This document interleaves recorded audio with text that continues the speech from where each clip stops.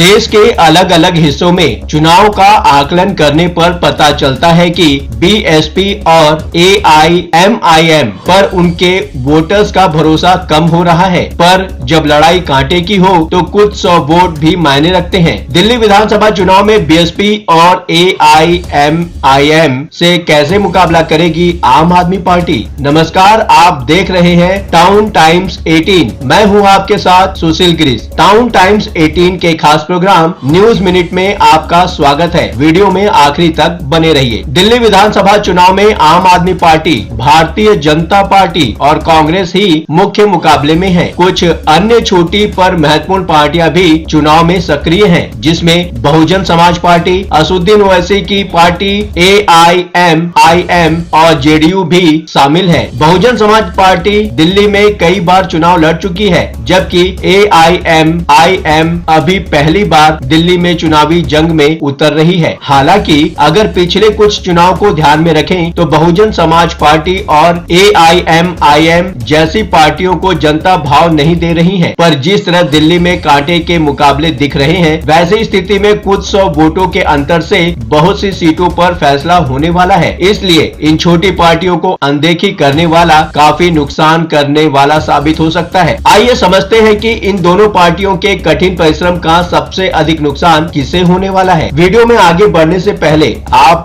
Town times 18 के इस channel को सब्सक्राइब जरूर कर लें, ताकि आपको सभी नोटिफिकेशन समय पर मिलता रहे। 200 यूनिट मुफ्त बिजली की आपने क्या कीमत चुकाई? आपने शिक्षा गवाई, आपने साफ पानी गवाया, साफ हवा गवाई, आपने अपनी नौकरियां गवाई, आपने अपनी यमुना नदी तक गवा दी। उपरोक्त बातें कहने वाला कोई बीजेपी या कांग्रेस का नेता नहीं है। ये आवाज बहुजन समाज पार्टी की सुप्रीमो मायावती के भतीजे आकाश आनंद की है, जो दिल्ली में एक चुनावी सभा को संबोधित कर रहे थे। जाहिर है दिल्ली विधानसभा चुनाव को बीएसपी गंभीरता से ले रही है। हालांकि दिल्ली में बहुजन समाज पार्टी को पिछले चुनाव में मिले वोट बताते हैं कि अब इस पार्टी की जड़ें दिल्ली में बहुत कमजोर हो चुकी हैं। दूसरे बहुजन समाज पार्टी का कोर वोटर जाटव और अन्य दलित समाज अब बिखर चुका है। कांग्रेस को ज्यों त्यों सांस मिल रही है, दलित वोटर्स उसके खेमे में जा रही हैं। दलित वोटर्स को ही ध्यान में रखकर अरविंद केजरीवाल ने अपनी पार्टी के ऑफिसों में और सरकारी दफ्तरों में गांधी की जगह अंबेडकर के फोटो लगाने का आदेश दिया है। भारतीय जनता पार्टी भी लगातार दलित वोटर्स के बीच सेंध लगा रही है। हालांकि संसद में अमित शाह के 11 सेकंड के वीडियो को जिस तरह विपक्ष ने जबरिया मुद्दा बनाया है, उसका कितना प्रभाव दिल्ली के विधानसभा चुनाव पे पड़ता है, यह भी स्पष्ट हो जाएगा। जाहिर है दिल्ली में बहुजन समाज पार्टी के वोटों का बहुत बड़े पैमाने पर विभाजन होने वाला है। बीएसपी की चुनावी स्थिति में गिरावट आई है और 2020 के चुनावों में पार्टी को सिर्फ 0.71% वोट मिले। इस बार इससे अधिक वोट मिलने की गुंजाइश नहीं के बराबर ही है। हालांकि दिल्ली नॉर्थ ईस्ट की कुछ सीटों पर बीएसपी अच्छा कर सकती है। 2015 के चुनावों में बीएसपी उम्मीदवारों ने 17 सीटों पर, जिनमें से 4 उत्तर पूर्वी दिल्ली में थी, अधिक वोट हासिल किए थे। क्या ओवैसी खेल बिगाड़ने की हैसियत रखते हैं दिल्ली में? 2020 के दंगों के बाद दिल्ली विधानसभा चुनाव में पहली बार भाग लेने आई एआईएमआईएम ने दंगा प्रभावित उत्तर पूर्वी दिल्ली के मुस्तफाबाद सीट से पूर्व आम आदमी पार्टी यानी कि आपके पार्षद ताहिर हुसैन को उम्मीदवार बनाया है। इंडियन एक्सप्रेस की एक रिपोर्ट के अनुसार पार्टी की दिल्ली इकाई के प्रमुख शोएब जमई कहते हैं कि एआईएमआईएम राजधानी में 10 से 12 सीटों पर चुनाव लड़ने की योजना बना रही है, जहां मुश्किल आबादी का महत्वपूर्ण प्रभाव है। इसमें सीलमपुर, ओखला,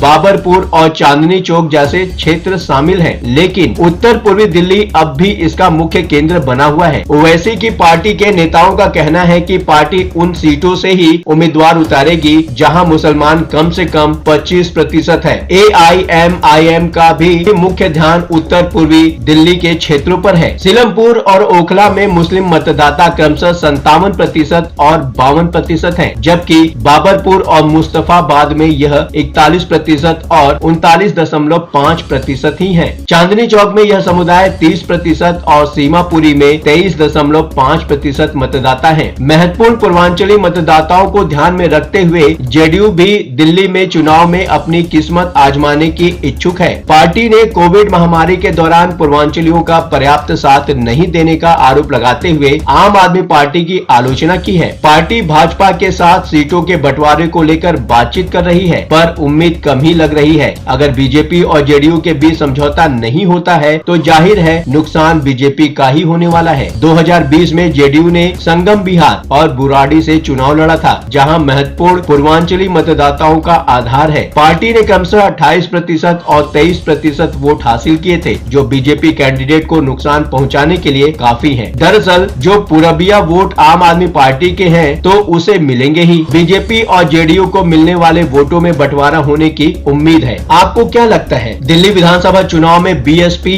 और एआईएमआईएम से कैसे मुकाबला करेगी आम आदमी पार्टी? इस खबर पर आप क्या सोचते हैं? अगर आप कुछ कहना चाहते हैं तो कमेंट सेक्शन खुला है, खुलकर अपने विचार हमसे साझा करें। ये प्लेटफॉर्म है जनता का, यानी आपका, आपकी आवाज उठाने का। अब आपकी बात नहीं रहेगी अनसुनी। आपके विचार, आपके सुझाव हमारे लिए मायने रखते हैं। चलते चलते ये बात भी बताना जरूरी है कि टाउन टाइम्स अपने दर्शकों की राय और सूचनाओं के लिए हमेशा खुला है। यदि आपके आसपास कोई महत्वपूर्ण घटना, दुर्घटना, भ्रष्टाचार, प्रेरक प्रसंग, वृत्तांत, सामाजिक मुद्दा या अन्य कोई मामला सामने आए तो कृपया उसे हमारे साथ साझा करें। हम आपकी गोपनीयता की पूर्ण सुरक्षा का आश्वासन देते हैं। आपके योगदान से हम बेहतर और सारगर्भित समाचार प्रदान करने में सक्षम होंगे। अभी तक आपने इस चैनल को सब्सक्राइब नहीं किया है तो देर किस बात की, चैनल को अभी सब्सक्राइब करें। आपका चैनल को सब्सक्राइब करना, वीडियो को लाइक करके कमेंट करना हमारे प्रयासों को प्रोत्साहन देता है। आज के लिए बस इतना ही। लगातार खबरों के लिए बने रहिए टाउन टाइम्स 18 के साथ।